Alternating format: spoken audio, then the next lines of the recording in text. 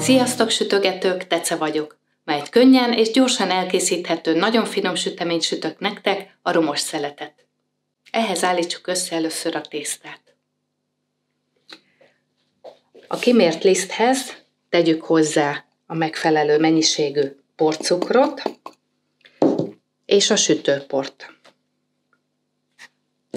Ezt kézzel keverjük össze, hogy mindenhol eloszlódjon a sütőpor és a porcukor.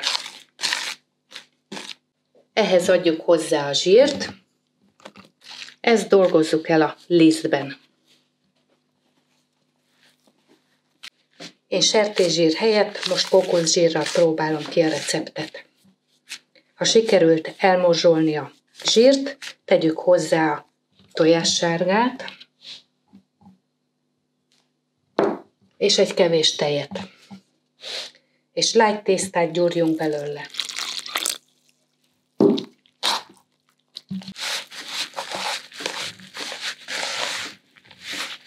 Miután összegyúrtuk a tésztát, vegyük ki az edényből.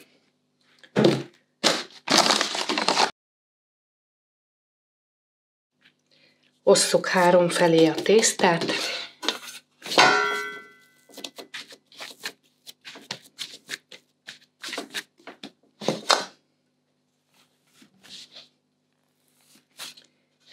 Sodorjuk ki, és süssünk lapokat belőle tepsi hátán.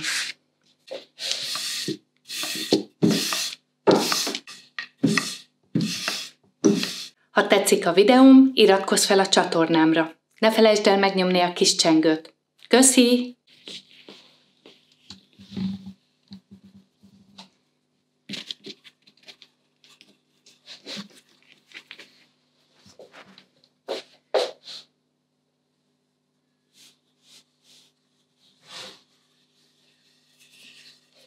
Villával szurkodjuk meg, hogy ne puposodjon fel sülés közben a tészta.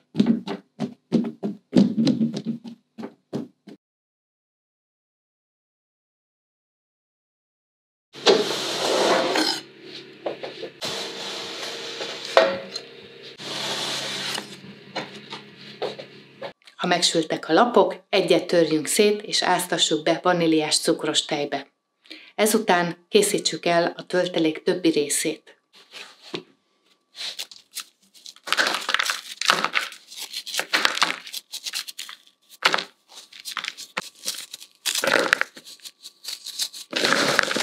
Locsoljuk meg a vaníliás cukros tejjel. A töltelékhez keverjük ki a vajat és a porcukrot. Ha kikeverted a vajat, keverd hozzá a többi hozzávalót.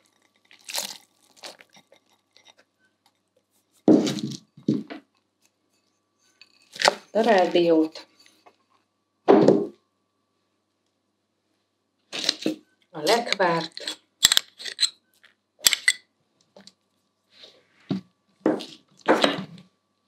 Reszel citromhéjat.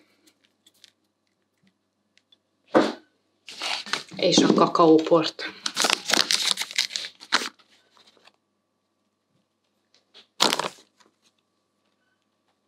Először lapáttal, majd géppel összekeverjük.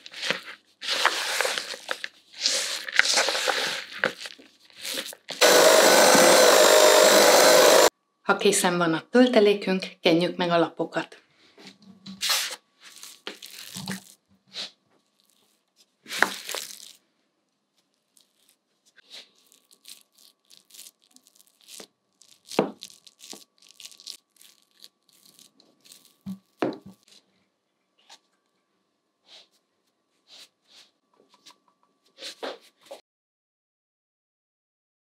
Készítsük el gőz fölött a tojáshabot a sütemény tetejére. Áttesszük a porcukorra a tojásfehérjét. Ha ilyen szép keményre felvertük a habot, hogy megtartja a formáját is, akkor díszítsük fel a süteményünk tetejét. Ezt tehetjük úgy, hogy habzsákba tesszük, és szép mintákat nyomunk rá, vagy egyszerűen rá is lehet kenni a sütemény tetejére, és villával megcsikozzuk.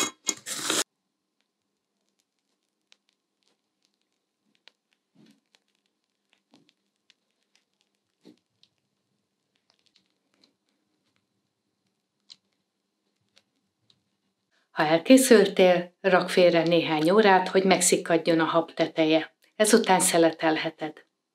Jó sütögetést és jó étvágyat kívánok hozzá!